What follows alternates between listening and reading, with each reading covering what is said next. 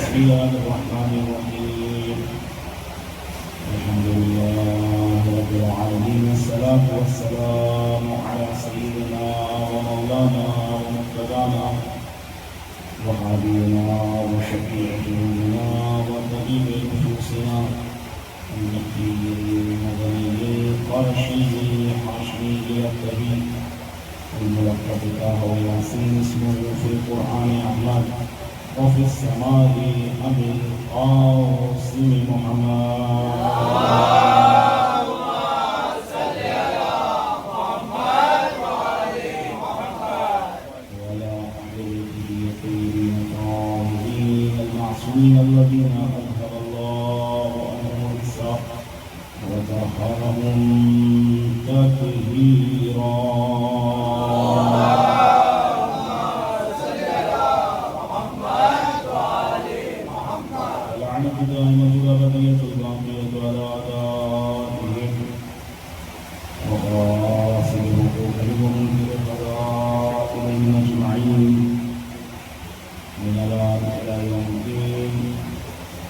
يقول الله سبحانه تبارك وتعالى في القرآن المجيد والفرقان الحميد بسم الله الرحمن الرحيم إن الله اصطفى آدم ونوحا وآل إبراهيم وآل عمران على العالمين صلوات محمد وعلى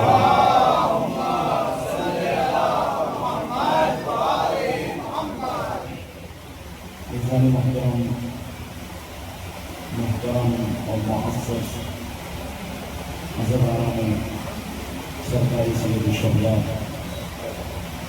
خالق کائنات پر لاتعداد مقدار شکر ہے کہ اس نے ہم کو یہ توفیق عطا فرمائی کہ ہم ان زبانوں مقدسہ کا ذکر کرنے کے لیے جمع ہوئے ہیں کہ جن زبانوں مقدسہ کے صدقے میں خداوند عالم نے اس دنیا کو خلق فرمایا۔ اگر محمد اور آل محمد کی زبانیں مقدسہ نہ ہوگی تو خداوند عالم اس دنیا کو خلق نہ فرماتا۔ ان کا وجود بابرکت، ان کا فیض بابرکت سبب ہے کہ خداوند عالم نے اس دنیا کو خلق فرمایا، اور صرف دنیا کو خلق نہیں فرمایا بلکہ وہ افراد بخوبی جانتے ہیں کہ جو تفاسیر علوم قرآن تواریخ اور تواریخ انبیاء پر نظر رکھے ہوئے ہیں، بخوبی جانتے ہیں یہ ذوات مقدسہ وہ ہیں کہ جن ذوات مقدسہ کے سبب خداوند عالم نے اپنے انبیاء اور اپنے رسولوں کو اپنی بارگاہ میں شرف بخشا۔ انبیاء، رسول، اولیاء کو اگر مقام الہی میں نظر الہی میں شرف ملا ہے تو محمد اور آل محمد کے صدقے میں ملا ہے۔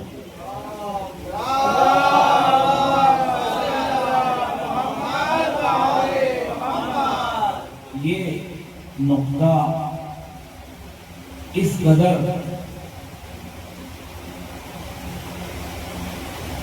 یا اس حد تک مشکل نہیں تھا کہ اس کو سمجھنے کے لیے کچھ غور و فکر کی جائے۔ میں دوبارہ اس فکرے کو آپ کی خدمت میں پہنچانا چاہتا ہوں کہ یہ ذوات مقدسہ وہ ہیں، محمد اور آل محمد وہ ذوات مقدسہ ہیں کہ خداوند عالم نے ان کے صدقے میں، ان کی ذوات کے صدقے میں اولیاء کو، اوصیاء کو، انبیاء کو، رسولوں کو شرف بخشا۔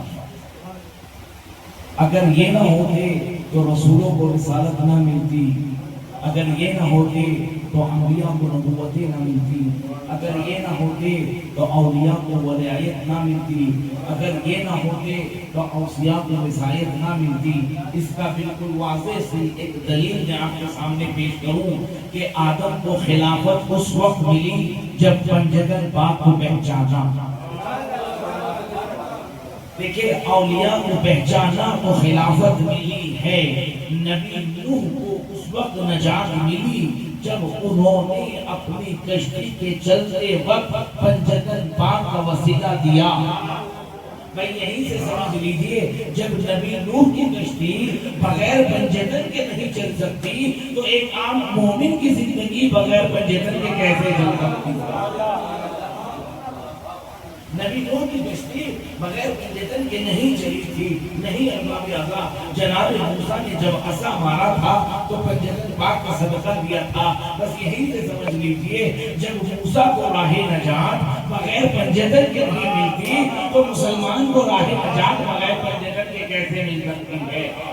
نہیں احباب اعزاء، نارے نمرود سے جناب ابراہیم کو نجات کیسے ملی؟ کہا نارے نمرود میں پھینکا گیا تو اللہ کی بارگاہ میں جناب ابراہیم نے دعا کی، اے پروردگار تجھے پنجتن پاک کا واسطہ، اے بار الہ تجھے حسین کی ذات کا واسطہ، اے میرے پروردگار تجھے فاطمہ کا واسطہ، علی کا واسطہ، محمد کا واسطہ، حسن کا واسطہ، حسین کا واسطہ، میری مشکل کو آسان کر دے. بس جیسے ہی یہ زبان مقدسہ ابراہیم کی زبان پر جاری ہوئے، خدا عالم کی طرف سے جبرائیل آیت لے کر آئے، یا نارو کونی بردن و سلام علی ابراہیم، اے آگ ٹھنڈی ہو جا، سلامت ہو جا.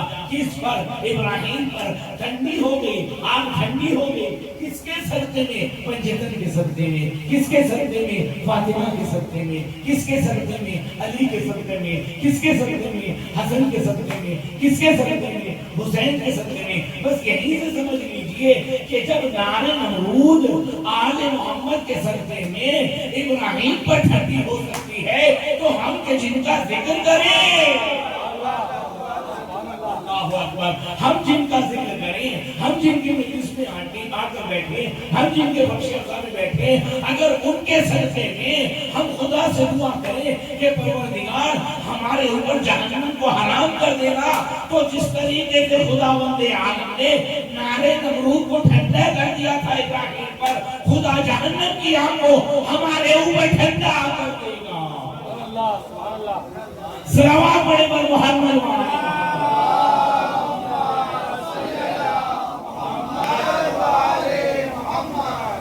ارباب اعزاء، ہمارا اس مجلس میں آنا یہ ہماری گردنوں کے اوپر احسان ہے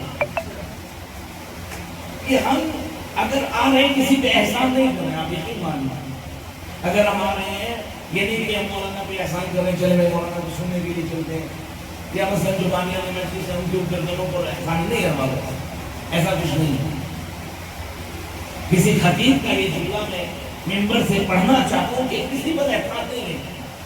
اگر میں یہ سوچتا ہوں کہ اگر میں نہیں آیا تو مجلس نہیں ہوگی، اگر آپ میں سے کوئی صاحب یہ سوچتے ہیں کہ اگر ہم نہیں آئے تو مجلس نہیں ہوگی، اگر ہم نہیں گئے تو مجلس نہیں ہوگی، اگر مولانا خطیب یہ سوچتے ہیں کہ ان کی خطابت کے بغیر مجلس نہیں ہوگی، نوحہ خان یہ سوچتے ہیں کہ ان کی نوحہ خانی کے بغیر مجلس نہیں ہوگی، اگر مرثی خان یہ سوچتے ہیں کہ ان کی مرثی خانی کے بغیر مجلس نہیں ہوگی، تو یہ آپ کی غلط فہمی ہے، یہ ہماری غلط فہمی ہے، یہ آپ کی غلط فہمی ہے. یہ ایسا سوچنے والوں کی غلط فہمی. کیوں؟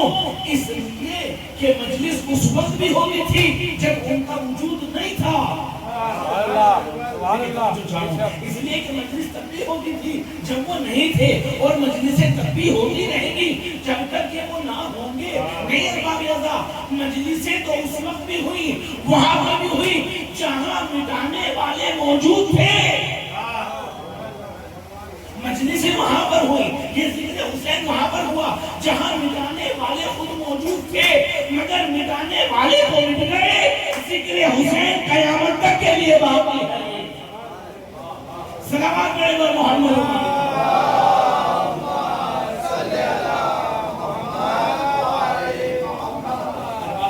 خدا مجھے عالم قیامت میں ہر چیز کا سوال کرے گا. ارشاد ہوتا ہے بسم اللہ الرحمن الرحیم فَمَنْ يَعْمَلْ مِثْقَالَ ذَرَّةٍ خَيْرًا. ہم نیکی برابر ذرہ برابر نیکی کریں گے، اللہ قیامت میں اس کو بھی ہمیں دکھائے گا. فَمَنْ يَعْمَلْ مِثْقَالَ ذَرَّةٍ شَرًّا.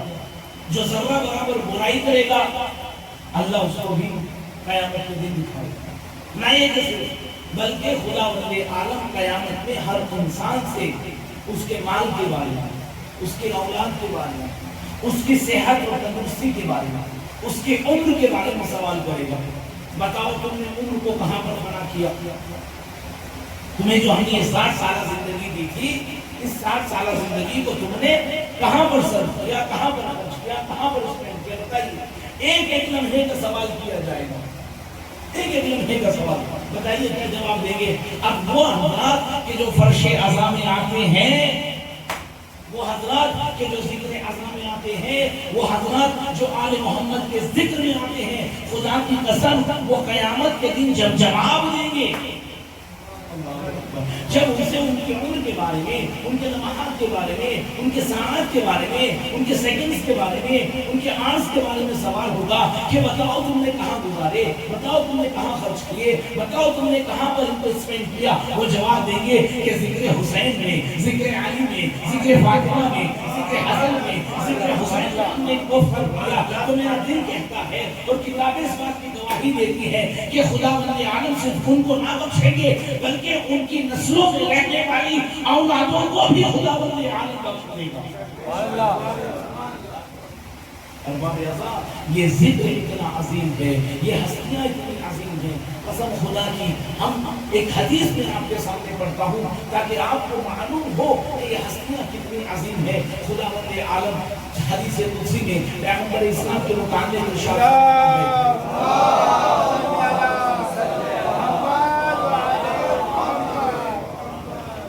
کن کو کنزم مخفیہ کہ اے حبیب، اے میرے رسول، اے میرے حبیب، اے میرے محبوب، اے میرے نبی، اے میرے وسیع، اے میرے رسول، اے میرے نبی، کن کو کنزم مخفیہ، میں چھپا ہوا خزانہ تھا، وہ احببت ان اعرف، میں نے چاہا کہ میں پہچانا جاؤں، لوگ مجھے پہچانے، یہ مخلوق مجھے پہچانے، یہ خلقت مجھے پہچانے، یہ فضائیں مجھے پہچانے، یہ سماوات مجھے پہچانے، یہ ہوائیں مجھے پہچانے، یہ جن کو میں نے پیدا کیا یہ مجھے پہچانے، وہ احببت ان اعرف، میں نے چاہا کہ میں پہچانا جاؤں، تو میں نے کیا کیا؟ فخلقتک یا محمد، اے محمد میں نے تجھے پیدا کیا، میں نے تجھے پیدا کیا، کیوں پیدا کیا؟ تاکہ تو کہتا کہ میں پہچانا جاؤں، تاکہ دنیا کو پتا چلے خالق کون ہے، رازق کون ہے، معبود کون ہے، اس دنیا کو پیدا کرنے والا کون ہے، ہمیں زیور وجود عطا کرنے والا کون ہے، ہمیں سستی میں لانے والا کون ہے، لہذا اے محمد میں نے تجھے پیدا کیا۔ یہ حدیث یہاں پر ختم ہو گئی، مگر خود پیغمبر اسلام ارشاد فرماتے ہیں، حدیث قدسی ہے یہ، اے محمد اگر ہم علی کو پیدا نہ کرتے تو تجھے پیدا نہ کرتے، اے محمد اگر ہم علی کو پیدا نہ کرتے تو تجھے پیدا نہ کرتے۔ یعنی ملازمہ یہ ہوا کہ دو نور ایسے ہیں، یہ دو نور ایسے ہیں کہ اگر یہ نہ ہوتے تو خدائی پہچانی نہ جاتی، خالقیت پہچانی نہ جاتی، رازقیت پہچانی نہ جاتی، ہمارا پروردگار کون ہے نہ پہچانا جاتا، ہمارا رازق کون ہے پہچانا جاتا، ہمارا پروردگار کون ہے پہچانا نہ جاتا، وہ معبود کون ہے پہچانا نہ جاتا، اس دنیا کا پیدا کرنے والا کون ہے پہچانا نہ جاتا۔ لہذا ان کو شخصیتوں کے ذریعے اس کی معرفت ہوئی۔ پھر حدیث نہیں پڑھنے ہوئی بلکہ پھر حدیث نے کہا کہ اے محمد اور علی اگر میں فاطمہ کو پیدا نہ کرتا تو تمہیں پیدا نہ کرتا، یعنی اگر تمام خلقیت، تمام اللہ کی مخلوق سجدہ بریز ہے محمد اور علی کے دروازے پر، تو علی اور محمد سجدہ بریز ہے فاطمہ کے دروازے پر۔ اس لیے کہ اگر فاطمہ نہ ہوتی تو علی اور محمد کو پیدا نہ کیا جاتا، علی اور محمد کو پیدا کیا، کیوں پیدا کیا؟ تاکہ خدا پہچانا جائے، خدا پہچانا جائے، کیوں؟ تاکہ خالقیت کیا ہے، رازقیت کیا ہے، اس کی عبدیت کیا ہے، اس کی پروردگار ہونے کی اہمیت کیا ہے یہ پہچانا جائے۔ اس لیے محمد کو خلق کیا، اس لیے علی کو پیدا کیا، یہ دونوں پہچانے جائیں، تو اس لیے فاطمہ کو خلق کیا۔ اب فاطمہ کیا کہتی ہے؟ جس وقت امام حسین نام کے متوجہ ہوئے، کہا پروردگار، پیغمبر سے کہتی ہیں اے میرے بابا، اے رسول، اے نبی، اے حبیب، ذرا یہ تو بتا دیجئے کہ اس بچے پہ گریہ کون کرے گا؟ کہا ایک مخلوق آئے گی، خدا ایک قوم کو پیدا کرے گا، اس کے بچے تیرے بچوں پہ بادل کریں گے۔ جب یہ سب کچھ ہو چکا، اب یہی فاطمہ کہتی ہے پروردگار، اے اللہ کے نبی، میں آپ کے سامنے وعدہ کرتی ہوں جب تک اس قوم کا ایک فرد جنت میں نہ چلا جائے گا، یہ فاطمہ جنت میں نہ جائے گی۔ اللہ اکبر۔ ارباب اعزاز، یہ ذوات مقدسہ، یہ ہستی شخصیاں وہ ہیں کہ جن کی معرفت خداوند عالم نے ہمارے گردنوں پر واجب قرار دی. ہر مخلوق پر ان کی معرفت واجب ہے، اس طریقے سے کہ اگر ان کی معرفت نہ ہو تو پھر غرض خلقت معبوس ہو جائے اور عبث ہو جائے. لہذا اہل بیت علیہ السلام کی معرفت واجب ہے کس پر؟ مخلوق پر، کہ مخلوق پہچانے کہ اہل بیت کون ہیں، مخلوق پہچانے کہ عظمت اہل بیت کیا ہے. اور اسی لیے خداوند عالم نے قرآن مجید میں ان آیتوں کو نازل فرمایا. کیوں نازل فرمایا؟ تاکہ اہل بیت پہچانی جائے. ارشاد رب العزت خالق کائنات ہو رہا ہے. بسم اللہ الرحمن الرحیم. ان اللہ اصطفى آدم، اللہ نے آدم کو چنا، اور اس کے بعد نوح کو چنا، اور اس کے بعد آل ابراہیم کو چنا، اور اس کے بعد آل عمران کو چنا. آل عمران جب شخصیتوں کا ذکر آیا تو دو شخصیتوں کا انتخاب کیا. سب سے پہلے آدم کی شخصیت جو ابو البشر اول ہیں، اور اس کے بعد ابو البشر ثانی یعنی جناب نوح کو انتخاب. اس کے بعد خاندان کا ذکر آیا تو آل ابراہیم کا انتخاب ہوا، اور اس کے بعد آل عمران کا انتخاب ہوا. کس پر؟ اب یہ جملہ خاص ہے آل عمران کے لیے کہ ہم نے آل عمران کو چنا عالمین پر. یہ عالمین کیا ہے؟ کہ اگر عالمین کو سمجھنا ہے تو خدا کی خدائی کو سمجھیے، رسول کی رسالت کو سمجھیے، تب عالمین آپ کو سمجھ میں آئے گا. سورہ حمد میں ارشاد ہوتا ہے بسم اللہ الرحمن الرحیم الحمدللہ رب العالمین. الحمدللہ رب العالمین کہ حمد ہے اس رب کے لیے جو عالمین کا رب ہے. حمد ہے اللہ کے لیے جو کون ہے؟ عالمین کا رب ہے. یعنی جتنی بھی اس کائنات میں مخلوق ہے جس کا تصور ہم کر سکتے ہیں وہ عالمین کے تحت آتی ہے. اب یہ تو خدا کی خدائی عالمین پر ہے. اس کے بعد رسالت کے ذریعے عالمین سمجھیے. ارشاد ہوتا ہے وَمَا أَرْسَلْنَاكَ إِلَّا رَحْمَةً لِلْعَالَمِينَ. اے محمد، اے ہمارے حبیب، ہم نے تمہیں مبعوث برسالت نہیں کیا مگر یہ کہ ہم نے تمہیں عالمین کے لیے رحمت بنا کر دیا. تو جہاں پر خدا کی خدائی ہے عالمین کے لیے، وہی رسول کی رسالت ہے کہ رسول عالمین کے لیے رحمت ہے. تو جتنا دائرہ خدا کی خدائی کا ہے اتنا ہی دائرہ رسول کی رسالت کا ہے. اور اب اس کے بعد یہ والی آیت لے لیجئے ان اللہ اصطفى آدم ونوحا وآل ابراہیم وآل عمران علی العالمین کہ ہم نے آل عمران کو انتخاب کیا عالمین پر. یعنی جہاں جہاں تک خدا کی خدائی ہے وہاں وہاں تک رسول کی رسالت ہے. جہاں جہاں تک رسول کی رسالت ہے وہاں وہاں تک آل عمران کی حکومت ہے. وہاں وہاں تک آل عمران کی حکومت ہے. مگر یہ آل عمران ہے کون؟ یہ آل عمران ہے کون کی جن کا انتخاب کیا خداوند عالم نے؟ اب بہت سے افراد یہ کہتے ہیں کہ آل عمران جناب موسیٰ کے والد ہیں، اس لیے کہ موسیٰ ابن عمران. اور دوسرے افراد یہ کہتے ہیں کہ یہاں پر آل عمران سے مراد جو عمران ہے ان سے مراد جناب مریم کے والد ہیں. مریم بنت عمران کے بعد درست ہے کہ یہاں پر اس آیت میں جناب موسیٰ کے والد ہیں عمران یا جناب مریم کے والد ہیں عمران. دیکھیں کل میں نے اپنی گفتگو کا آغاز یہاں سے کیا کہ خداوند عالم نے نظام ہدایت کے لیے 4 منصب 4 عہدوں کا انتخاب کیا. پہلا عہدہ خلافت، دوسرا عہدہ رسالت، اور تیسرا عہدہ امامت، اور چوتھا عہدہ ولایت. اگر یہ آپ کے ذہن عالیہ میں ہو کہ اللہ نے نظام ہدایت کو ان 4 عہدوں میں 4 منصبوں میں 4 مناصب میں معین فرمایا، یا امام، ہادی، قائد، رہبر، امام نبی ہوگا یا رسول ہوگا یا امام ہوگا یا ولی ہوگا۔ اگر یہ آپ کے ذہن عالیہ میں بات پہنچ چکی ہو تو خدا بند عالم نے کیا کہا؟ ایک صلوات کا سہارا دے گا محمد والا،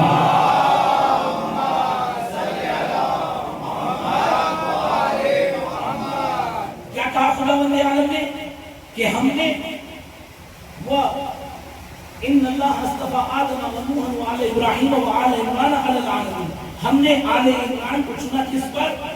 عالمین پر۔ لہذا 4 منصب، 4 عہدے، خلافت، اس کے بعد رسالت، اس کے بعد امامت اور اس کے بعد ولایت۔ اب خدا بند عالم نے آل عمران کو چنا عالمین پر، آدم کو چنا تو خلافت عطا کی، نوح کو چنا تو رسالت عطا کی، آل ابراہیم کو چنا تو امامت کی۔ اب یہ آل عمران کون ہیں کہ جن کو خدا بند عالم نے چنا؟ کیا موسیٰ ابن عمران ہے؟ کیا مریم ابن عمران ہے؟ کون ہے یہ آل عمران کہ جن کو خدا بند عالم نے چنا؟ تو خلافت کس کو دی؟ آدم کو۔ رسالت کس کو دی؟ نوح کو۔ امامت کس کو دی؟ ابراہیم کو۔ تو اب یہ آل عمران وہ ہوں گے کہ جن کو ولایت ملی ہے۔ یہ آل عمران کو ہوں گے کہ جن کو ولایت ملی۔ اب میں مسلمانوں سے پوچھنا چاہتا ہوں، آپ نے کہا کہ موسیٰ مراد ہیں، آپ نے کہا کہ مریم کے والد مراد ہیں، بھائی مجھے قسم کھا کے بتائیے کہ موسیٰ کی اولاد میں کوئی ایسا ہے کہ جو ولی ہو؟ موسیٰ کی اولاد میں کوئی ایسا ہے یا مریم یا عمران کی اولاد میں ایسا ہے کہ جو ولی ہو؟ کا کوئی نہیں ہے۔ کا مریم بنت عمران کی اولاد میں ایسا ہے کہ کوئی ولی ہو؟ ہمیں پوری تاریخ اسلام میں، تاریخ انبیاء میں کوئی شخصیت ایسی نہیں ملی کہ جس کا بیٹا، جس کا پوتا ولی ہو، مگر ایک شخصیت ایسے ملی جس کا بیٹا ولی ہوا۔ کب ہوا؟ 18 ذی الحجہ کو پیغمبر اسلام نے غدیر خون کے میدان میں علی کو ہاتھوں پر بلند کر کے کہا، من کنت مولا ہو فہذا علی مولا، جس کا میں مولا ہوں اس کے علی مولا۔ تو آپ مجھے انصاف سے بتائیے کہ آل عمران کون ہے کہ جن کے خاندان کا انتخاب ہوا؟ کون ہے آل عمران؟ حضرت ابو طالب، جناب ابو طالب کا نام ہے عمران۔ لہذا آل عمران، آل ابو طالب کا انتخاب ہوا، آل ابو طالب کا انتخاب ہوا۔ پوری دنیا میں، پوری کائنات میں، پوری تاریخ بشریت میں، پوری تاریخ انبیاء میں، پوری تاریخ رسل میں کوئی ہمیں ایسا نہ ملا کہ جو ولی ہو، ولی ہو، ولی ہو، مگر ایک ملا کہ جس کا بیٹا مولا المومنین ہوا۔ مسلمانوں، مفتیوں، عقل کے ناخندوں، جس کا بیٹا مولا المومنین ہو اس پہ کفر کے فتوے لگاتے ہو۔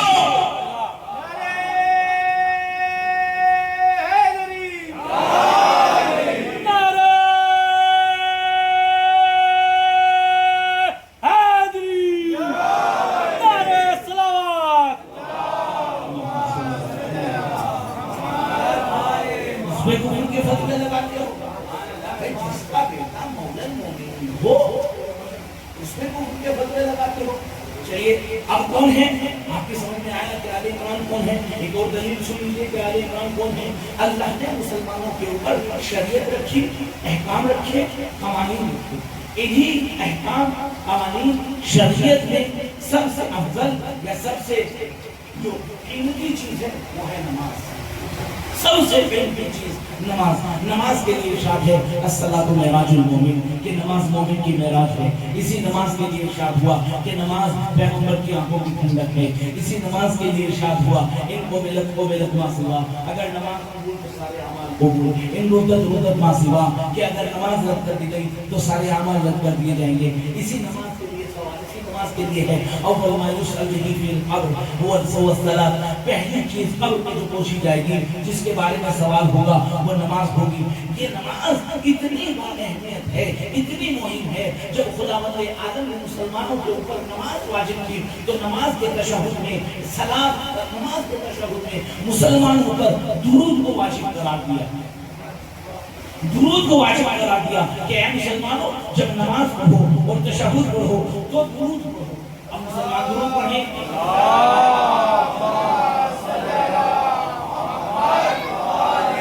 مسلمان درود پڑھیں تو کیسے پڑھتے ہیں مسلمان کو؟ بسم اللہ الرحمن الرحیم. اللہم صلی علی سیدنا محمد وعلی آل سیدنا محمد کما صلیت علی آل سیدنا ابراہیم وعلی آل سیدنا ابراہیم. دیکھیں چار چیزوں کا انتخاب، چار شخصیتوں کا انتخاب، دو شخصیتیں اور دو خاندان. پہلی دو شخصیتیں نبی آدم اور نبی نوح. دوسری دو خاندان جن کا انتخاب ہوا آل ابراہیم اور آل عمران. مسلمان نماز میں درود پڑھتے ہیں. کیسے پڑھتے ہیں؟ پروردگار محمد اور آل محمد پر اپنی رحمتیں، اپنے درود، اپنے سلام، اپنی برکتیں نازل فرما. جس طریقے سے تو نے ابراہیم اور آل ابراہیم پر اپنے درود، اپنے سلام، اپنی رحمتیں، اپنی برکتیں نازل فرمائی. تو اب مجھے یہ بتا دیجئے کہ جب آل ابراہیم پر درود اور سلام ہے، آل ابراہیم پر درود اور سلام ہے، تو کیا آل عمران پڑھنا ہوگا؟ آل عمران پڑھنا ہوگا. اس کا مطلب یہ ہے کہ جو درود میں ہم اللہم صلی علی سیدنا محمد اور آل سیدنا محمد کہتے ہیں، اسی سے مراد آل عمران ہے. اسی سے مراد آل عمران ہے. یعنی جس طریقے سے خداوند عالم نے مسلمانوں کے اوپر واجب قرار دیا کہ وہ ابراہیم کے اوپر درود پڑھیں، آل ابراہیم کے اوپر درود پڑھیں، اسی طریقے سے واجب ہے عمران اور آل عمران پر درود پڑھیں. کیوں؟ تاکہ ان کی نمازیں قبول ہوں، تاکہ ان کے روزے قبول ہوں، تاکہ ان کے رکوع قبول ہوں، تاکہ ان کے سجدے قبول ہوں، تاکہ ان کی پیشانیوں پر جو نشان آ رہے ہیں وہ قبول ہوں. بس یہاں پر مجھے یہ کہنے دیجیے، مجھے یہاں پر یہ کہنے دیجیے، اے پروردگار تو نے 1,24,000 انبیاء بھیجے، رسول بھیجے، ولی بھیجے، اتنے بھیجے، تو نے ابراہیم پر درود کیوں پڑھوایا؟ موسیٰ پر پڑھوا دیتا، نوح پر پڑھوا دیتا، ابراہیم کے علاوہ کسی اور پر پڑھوا دیتا. یہ ابراہیم پر درود کیوں پڑھوایا؟ یہ ابراہیم پر اور آل عمران پر ہی درود کیوں پڑھوایا؟ اللہ نے کہا مجھے یہ بتاؤ کہ جب تم نماز پڑھتے ہو تو کس کی طرف رخ کر کے نماز پڑھتے ہو؟ دیکھیں توجہ چاہ رہا ہوں، کس کی طرف رخ کر کے نماز پڑھتے ہو؟ کعبے کی طرف. کعبے کی طرف. تو بس اگر کعبے کی طرف نماز کر کے رخ کر کے نماز پڑھتے ہو تو یہیں سے کنیکشن نکال دیجئے. بھائی ابراہیم کا کنیکشن بھی کعبے سے ہے، آل عمران کا کنیکشن بھی کعبے سے ہے. نہیں، آپ نے توجہ نہیں کی. اللہ نے درود پڑھوایا، نماز میں درود کو واجب کر دیا. آل ابراہیم پر درود ہو، آل محمد پر درود ہو. آل محمد آل عمران ہے، آل محمد آل عمران ہے. لہذا کیوں پڑھوایا درود؟ کہا کس کی طرف رخ کر کے نماز پڑھتے ہو؟ کہا کعبے کی طرف. کہا آپ بھی نہیں سمجھے، ابراہیم پر اس لیے درود پڑھوائی کہ اس نے کعبے کو بنایا. آل عمران پر اس لیے درود پڑھائی کہ آل عمران ابو طالب کا بیٹا کعبے میں آیا.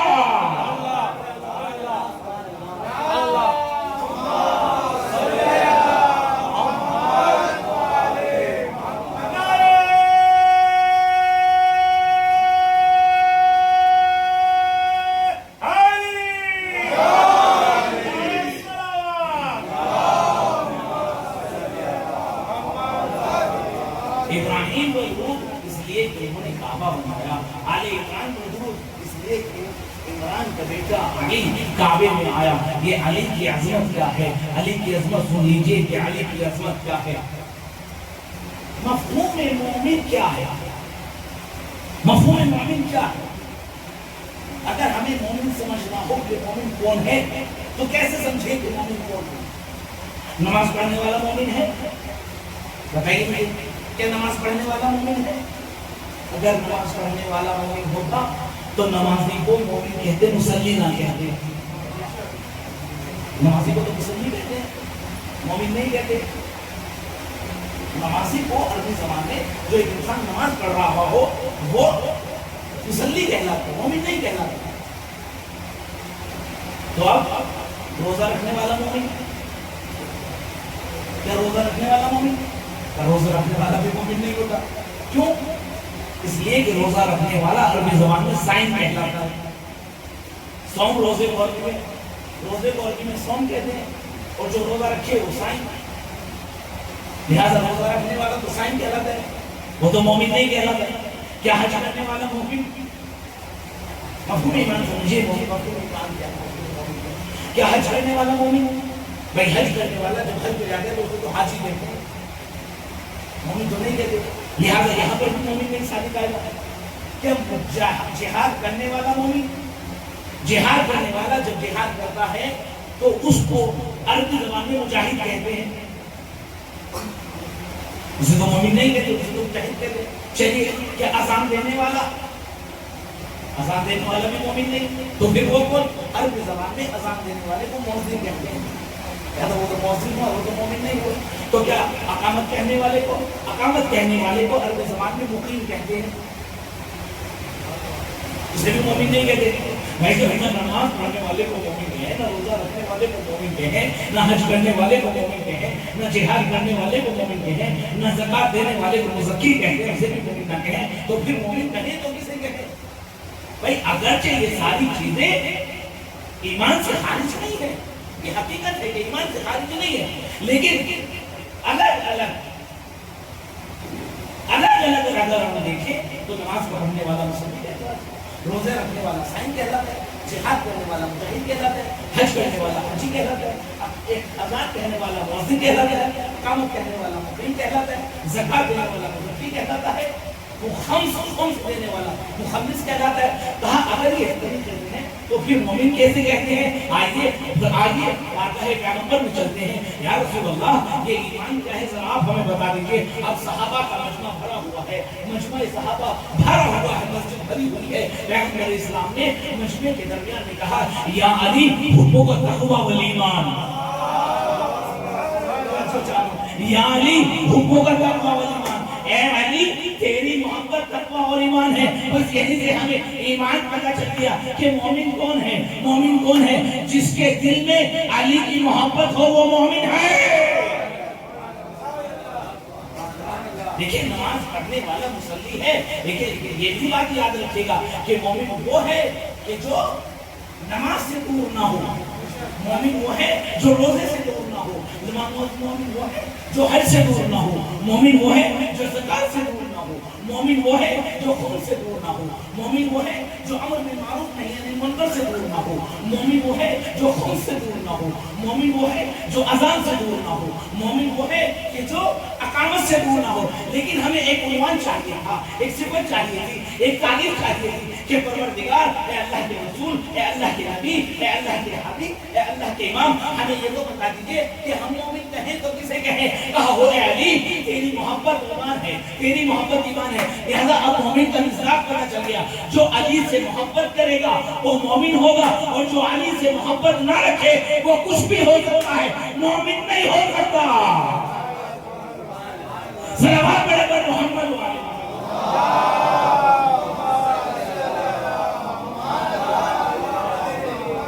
دیجئے. اب یہاں تک اگر آپ آگے ہو تو میں حدیث کو مکمل کروں. پیغمبر نے ارشاد فرمایا یا علی حبک التقوی والایمان وبغضک، حدیث تو آپ کو یاد ہونی چاہیے، وبغضک کفر ونفاق، کہ تمہارا بغض ہے علی، تمہارا بغض کیا ہے؟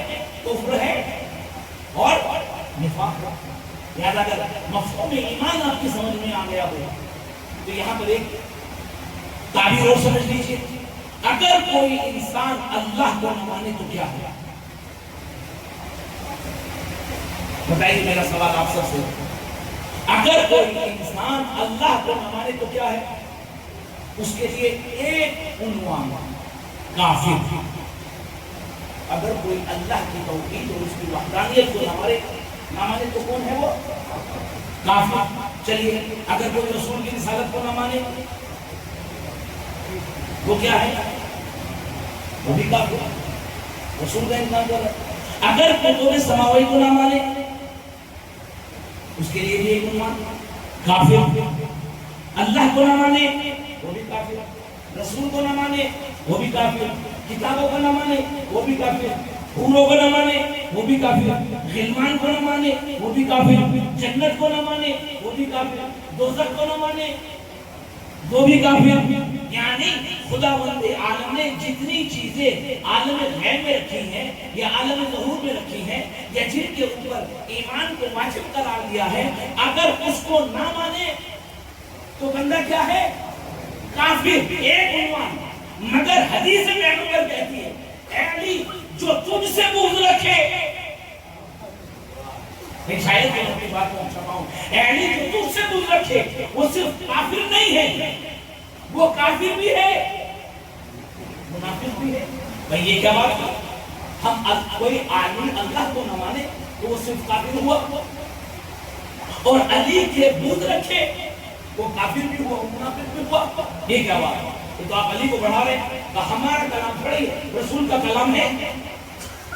رسول سے پوچھو جو اللہ کو نہ مانے وہ صرف کافر، جو علی سے بغض رکھے وہ کافر بھی اور منافق بھی.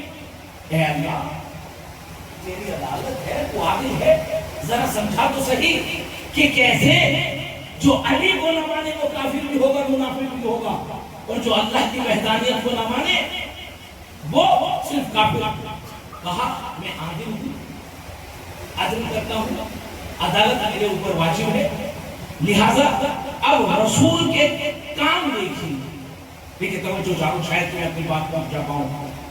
رسول کے کام دیکھیں.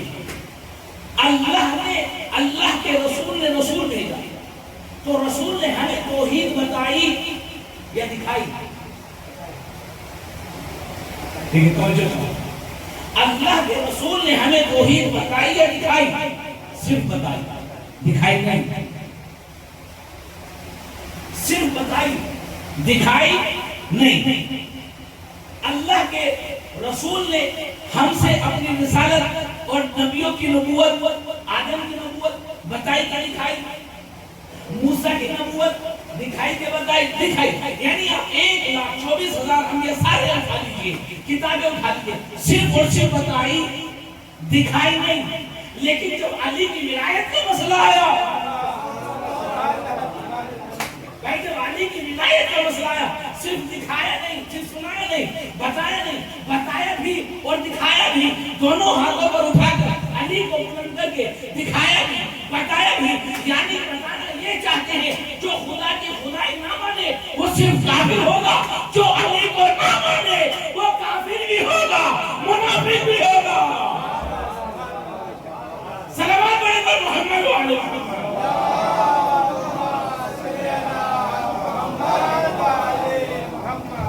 کیوں؟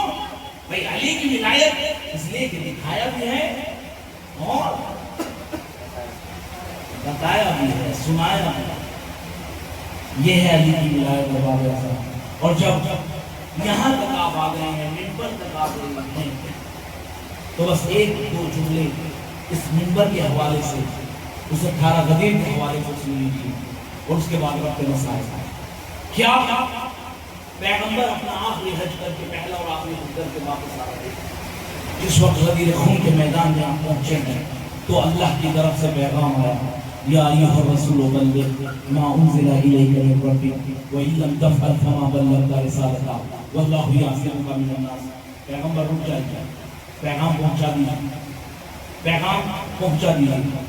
اللہ کا رسول وہیں پر رکا، اور رکنے کے بعد حکم دیا جو پیچھے رہ گئے ہیں ان کا انتظار کیا جائے، جو آگے آ گئے ہیں ان کو پیچھے بلا جائے. یعنی اللہ کے رسول نے مرکز بتایا، مرکز اعتدال بتایا، نقطہ اعتدال بتایا، وہ نقطہ بتایا کہ جس نقطے پر مسلمان جمع ہو سکتے ہیں، وہ نقطہ بتایا جہاں پر مسلمان اپنی قوت اور طاقت کو دکھا سکتے ہیں. وہ نقطہ کیا ہے؟ وہ ہے علی. وہ نقطہ اعتدال کیا ہے؟ وہ ہے علی. اس مرکز کا نام کیا ہے؟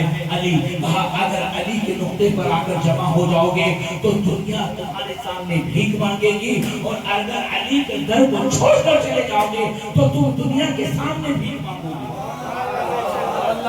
نہیں ارباب میں اپنی بات نہیں پہنچا پایا. مرکز اعتدال کا نام ہے علی، مرکز اعتدال کا نام ہے علی، مرکز کا نام ہے علی. اور آج دنیا کو ایران نے دکھایا کہ جو علی والے ہوتے ہیں دنیا ان کے سامنے جھکتی ہے، وہ دنیا کے سامنے نہیں جھکتے. وہ دنیا کے سامنے نہیں جھکتے، دنیا ان کے سامنے جھکتی ہے۔ ارباب غیب جو پیچھے رہ گئے تھے ان کو آگے بلایا، جو پیچھے رہ گئے تھے ان کا انتظار کیا، جو آگے چلے گئے تھے ان کا انتظار کیا۔ جب ایک ساتھ جمع ہو گئے تو اب رسول نے بالان شتر کے ذریعے ایک منبر بنوایا۔ بالان شتر کیا ہے؟ شتر کے اوپر، اونٹ کے اوپر کچھ بالان لگے ہوئے ہوتے ہیں کہ جن کے بغیر سفر ممکن نہیں۔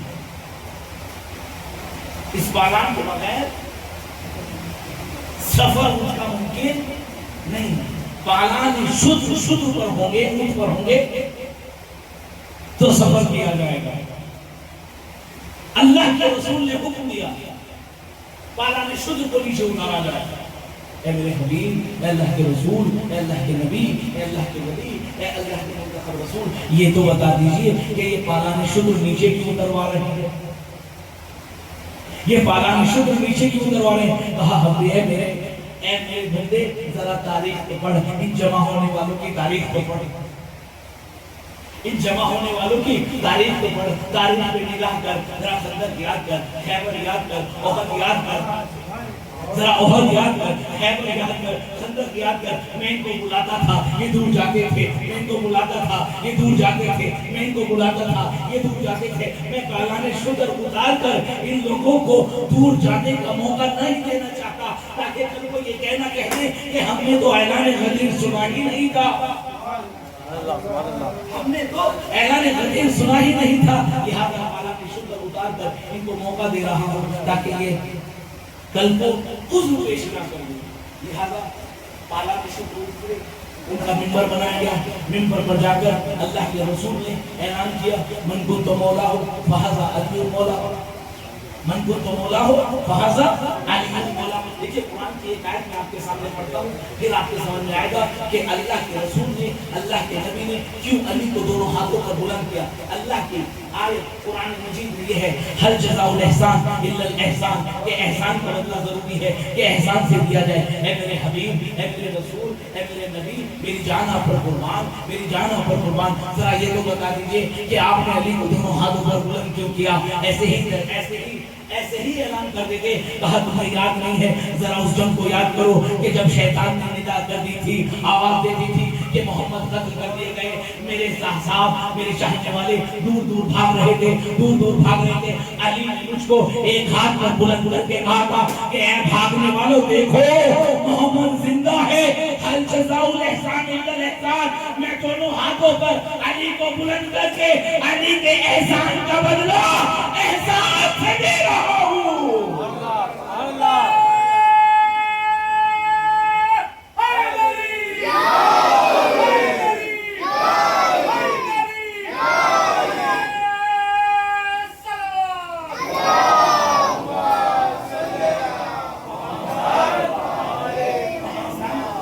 احسان سے دے رہا ہوں۔ اب ایک آیت اور سن لیجئے بھائی، جیسے ہی نبی نے اعلان کیا من کنت مولا ہو فہذا علی مولا، ایک دشمن خدا، دشمن رسول، دشمن ولایت، دشمن رسالت، دشمن نبوت آ کھڑا ہوا۔ آنے کے بعد کہا یا رسول اللہ، اگر یہ اعلان آپ کی طرف سے ہے تو ہمیں قبول ہے، اگر اللہ کی طرف سے ہے تو ابھی کبھی مجھ پر عذاب نازل ہو جائے۔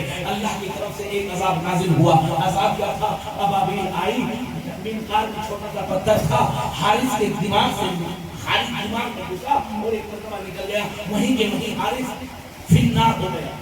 اب آیت سنیے، آیت کیا؟ آیت قرآن مجید کی یہ ہے کہ اے میرے حبیب، جب تک آپ اس قوم میں ہیں ما يعذبه اللہ وانت فیہم، جب تک آپ اس قوم میں ہیں اللہ اس قوم پر عذاب نازل نہیں کرے گا۔ جب تک آپ ہیں اس قوم کے درمیان اللہ عذاب نازل نہیں کرے گا۔ اے میرے حبیب، اے میرے خدا، اے میرے پروردگار، ابھی تو رسول کا حیات ہے، ابھی تو نبی میدان خون میں موجود ہے، تیرا وعدہ یہ تھا کہ جب تک تم موجود ہو تم پر کسی پر عذاب نازل نہیں کروں گا۔ یہ تو پیغمبر کی موجودگی میں ہی عذاب نازل ہو گیا۔ کہا یہی تو بتانا چاہ رہا ہوں دنیا کو کہ اگر پیغمبر کے ہوتے ہوئے علی کی ولایت کا اقرار نہ کرو گے تو عذاب دنیا میں نازل کر دوں گا، قیامت کا عذاب رہے گا۔ جب میں دنیا میں عذاب دے سکتا ہوں تو کیا آخرت میں عذاب نہیں ہوگا؟ بس بس آخری بات اور اس کے بعد وقت مسائل. کون آیا مقابلے میں دشمن ولایت؟ حارث ابن نعمان فہمی. اور ایک حارث آیا تھا کب؟ خندق. لہذا دو حارث. ایک حارث علی کے مقابلے میں ہے اور دوسرا خندق والا بھی علی کے مقابلے میں. مگر دونوں میں فرق ہے. جو خندق میں علی کے مقابلے میں ہے اسے علی کی تلوار نے مارا. اللہ بھائی توجہ چاہیے. اسے علی کی تلوار ذوالفقار نے مارا. جو حارث میدان خون میں آیا اسے علی نے نہیں مارا, اسے علی کے مولا نے مارا. اسے علی کے سید اور سردار نے مارا. یعنی دو حارث, ایک اللہ کا دشمن اور ایک علی کا دشمن. ایک اللہ نے مارا, ایک علی نے مارا. جو اللہ کا دشمن تھا اسے علی نے مارا, جو علی کا دشمن تھا اسے اللہ نے مارا. یعنی اللہ نے اور علی میں اتفاق ہوا, اے علی تو میرے دشمن کو مار, میں تیرے دشمن کو ماروں گا. صلوات علی محمد و علی محمد.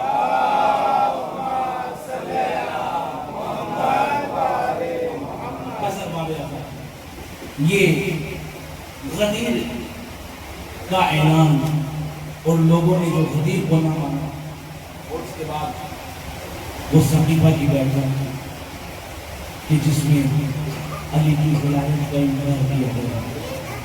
یہی وہ صحیفہ کی بیعت تھی کہ جہاں پر 10 محرم الحرام اور 19 عاشورہ کی بیعت اور بعد ازاں آج 3 محرم الحرام. جیسے جیسے 10 محرم قریب آ رہی ہے ہمارا دل بے چین ہے, ہمارا دل مطلب ہے, پریشان ہے. ایک شخص مسجد النبوی میں ہرن کا بچہ لے کر آیا, کہا یا رسول اللہ میں یہ ہرن کا بچہ آپ کی خدمت میں ہدیہ کرنا چاہتا ہوں. وہیں پر امام حسن نے پیغمبر اسلام نے وہ ہرن کا بچہ امام حسن کو دیا. تو حسن اس ہرن کے بچے کو قبول کیا. وہ ہرن کا بچہ حسن لے کر بیت الشرف میں تشریف لے گئے تو وہاں پر امام حسین موجود. جیسے ہی امام حسین نے حسن کے ہاتھ میں بھائی کے ہاتھ میں ہرن کا بچہ دے کر پوچھا کہ بھائی ہرن کا بچہ کہاں سے آیا, کہا نانا نے دیا. امام حسین نے قدموں سے مسجد النبوی میں تشریف لائے اور تشریف لانے کے بعد کہا اے نانا آپ نے بڑے بھائی کو ہرن کا بچہ دیا ہے, اے نانا مجھے ہرن کا بچہ نہیں دو گے؟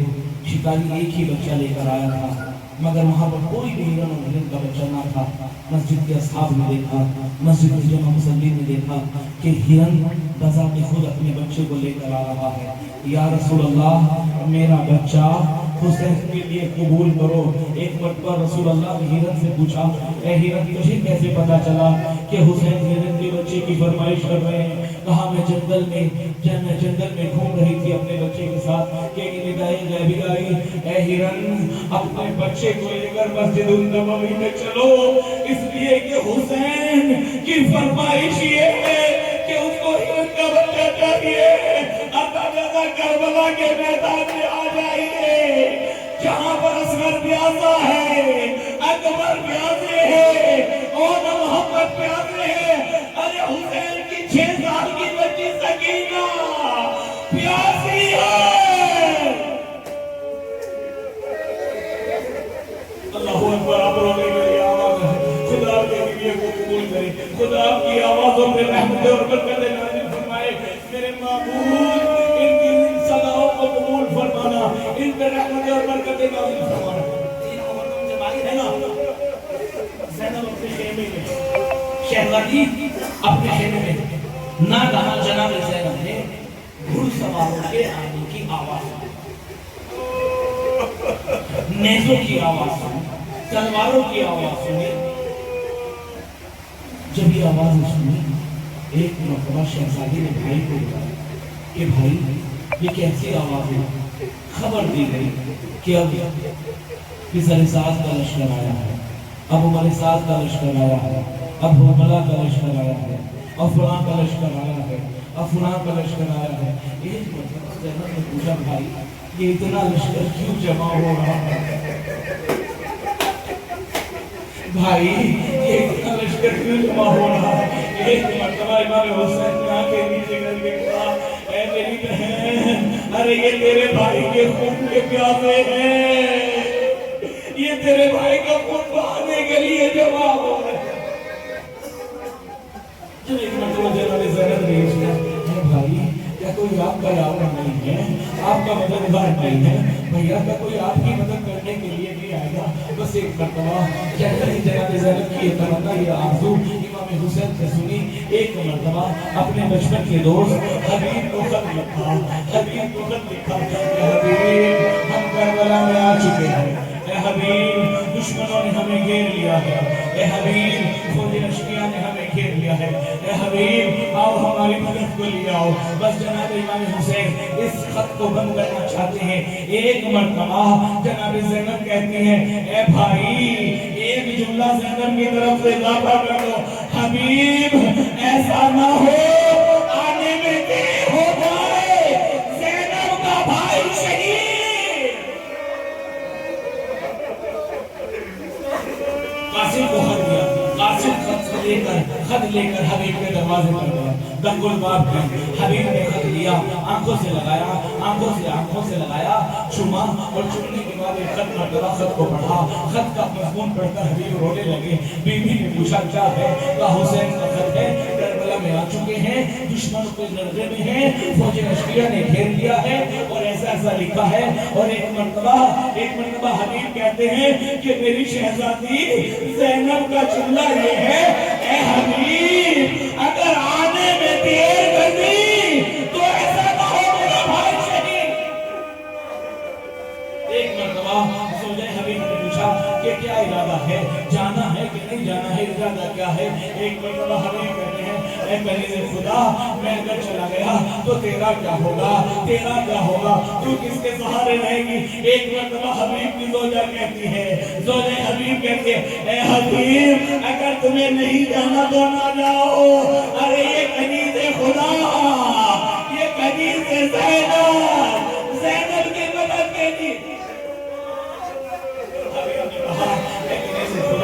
میں تیرا امتحان دے رہا تھا، خدا آپ کے گریے کو قبول فرمائے۔ شہزادی اس گریے کو قبول فرمانا، ان آنسوؤں کو اپنے رومال میں جگہ عنایت فرمانا۔ فرمایا اللہ ان خواتین کو، اس بچی کو یاد کرو جس کو اپنے بابا پر رویا نہ دیا گیا، وہ اپنے بابا پر گریا کرتی تھی تو شمر تماچے مارتا تھا،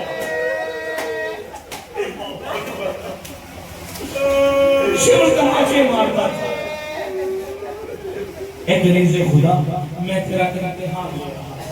ایک مرتبہ حبیب نے امان کی اور ایک مرتبہ اپنے غلام کو کوفے سے باہر ٹھہرنے کا حکم دیا کہ بندے خدا میرا کوفے سے باہر انتظام کرنا۔ اب حبیب نے اپنے غلام کو اپنے گھوڑے کے ساتھ کوفے کے باہر بھیجا اور حبیب آمادگی میں مشغول ہوئے۔ جب حبیب مقاتل بیان کرتے ہیں، تواریخ بیان کرتی ہیں کہ جب حبیب اپنے گھوڑے اور اپنے غلام سے قریب ہوئے تو حبیب نے وہ منظر دیکھا کہ حبیب کی آنکھوں سے آنسو جاری ہوئے۔ یہ وہ ہستیاں ہیں کہ جن پر انسانوں نے نہیں حیوانوں نے بھی آنسو بہائے۔ اللہ اکبر۔ یہ وہ شخصیتیں ہیں کہ جن پر ملائکہ نے آنسو بہائے، جن پر چرند اور پرند نے آنسو بہائے۔ حبیب نے کیا دیکھا کہ حبیب کا گھوڑا رو رہا ہے اور حبیب کا غلام گھوڑے سے کہہ رہا ہے اے گھوڑے تو پریشان نہ ہو، اگر حبیب نہ آئے، اگر سید نہ آئے، اگر آقا نہ آئے تو آقا کا غلام کیا کر اپنی قربانی پیش کرے۔ الغرض یہ کہ حبیب ایک مرتبہ جب کربلا سے قریب ہوئے، خیام حسینی سے قریب ہوئے، ایک مرتبہ امام حسین اپنے خیام سے نکلے، اکبر کو آواز دی، اور محمد کو آواز دی، قاسم کو آواز دی، عباس کو آواز دی، اے لشکر حسینی کے صحابیوں، اے لشکر حسینی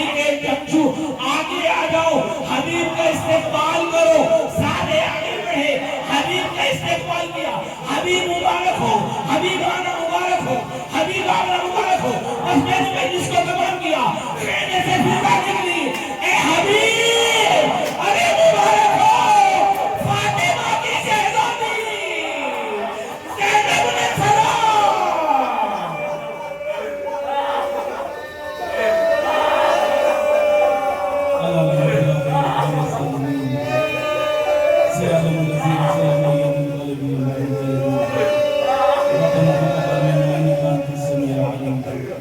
پروردگار ہماری سعادت کو قبول فرمائے، پروردگار ہمارے آنسوں کو ہمارے حضرت زہرا میں جگہ عنایت فرمانا، پروردگار تیری بارگاہ میں دست بدر محمد وآل محمد کے صدقے میں، اس فرش عزا کے صدقے میں، اس ذکر عزا کے صدقے میں، اس ذکر مقدسہ کی جس فرش عزا پر تشریف لائی ہیں ان کے صدقے میں پروردگار ہماری تمام تیری حاجات کو، جائز حاجات کو قبول فرمانا، پروردگار محمد وآل محمد کے صدقے میں جو مومنین اور مومنات پریشان ہیں ان کی پریشانی کو دور فرمانا، پروردگار جو مومنین اور مومنات بیمار ہیں خصوصاً ہمارے برادر مومن متقی اور پرہیزگار عابد حمزہ بھائی جو بہت ہی زیادہ مخلص ہیں، مومن ہیں، متقی ہیں، پرہیزگار ہیں اور بہت زیادہ خدمت دین اسلام کی خدمت کر رہے ہیں، وہ بیمار ہیں، ان کے لیے ہم اس فرش عزا پر، ذکر عزا پر بارگاہ خداوندی میں آئین معصومین علیہ السلام کا صدقے میں ان کے لیے دعا کر دیں کہ پروردگار ان کو محمد وآل محمد کے صدقے میں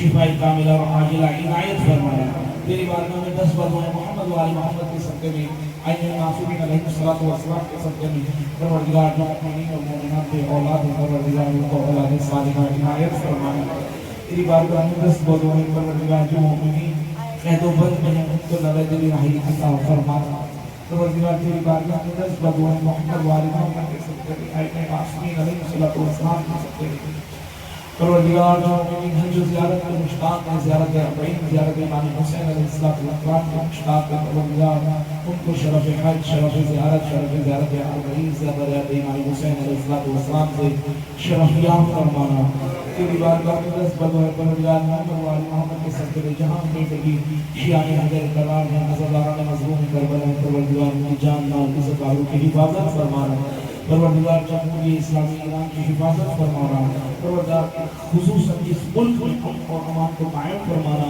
پروردگار محمد وآل محمد کے صدقے میں آئین معصومین علیہ السلام کے صدقے میں پروردگار آیت اللہ العظمى سید علی الحسین سیستانی و آیت اللہ العظمى سید علی الحسین خامنائی کی حفاظت فرمانا، پروردگار بجت آخر کے ظہور میں تعجیل فرمانا، ہم کو ان کے انصار و اعوان میں شمار فرمانا، ربنا تقبل منا انك انت السميع العليم والحمد لله رب العالمين۔